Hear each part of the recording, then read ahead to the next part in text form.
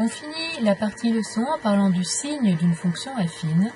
Alors pour dresser le tableau de signe d'une fonction affine sans observer son graphique, il suffit dans un premier temps d'observer les variations de la fonction, c'est-à-dire si le coefficient directeur est strictement positif, on va alors deviner que la courbe de la fonction monte, la fonction est croissante.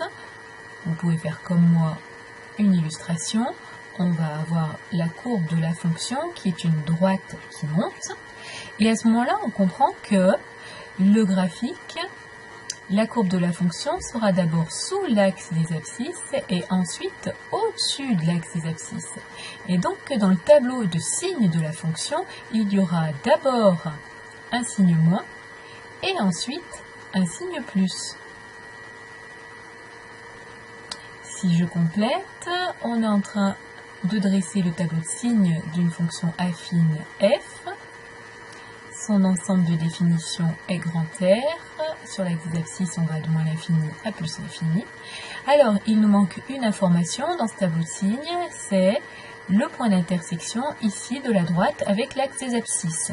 Alors, pour trouver ici le point d'intersection, on a vu qu'il fallait résoudre la formule de la fonction égale à 0.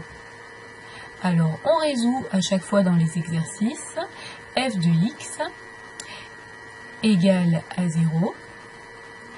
Et à ce moment-là, il faut remplacer f de x par sa formule. On passe le nombre de l'autre côté en soustrayant b des deux côtés, on isole les termes en x. Et ensuite, on divise par a. Alors, ce n'est pas forcément à apprendre par cœur, c'est la méthode qui est à connaître. La valeur que l'on trouve, elle est égale à moins b sur a. C'est-à-dire que pour trouver le nombre qui est ici sur l'axe des abscisses, il faut en fait prendre l'opposé de l'ordonnée à l'origine et diviser par a. Soit vous l'apprenez par cœur, soit vous savez qu'il faut résoudre f de x égale 0 et on retrouvera cette valeur.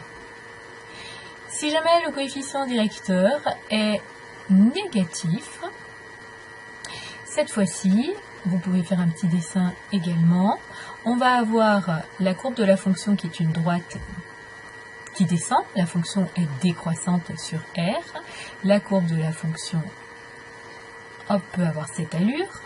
On a alors une partie qui est d'abord au-dessus de l'axe des abscisses et ensuite en dessous de l'axe des abscisses. Le tableau de signes aura donc comme allure,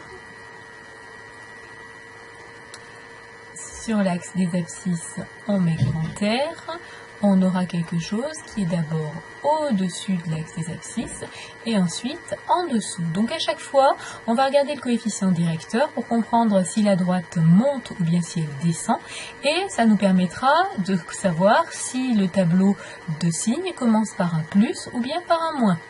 Ici, de nouveau, pour conclure, il nous faut la valeur ici en laquelle la courbe coupe l'axe des abscisses.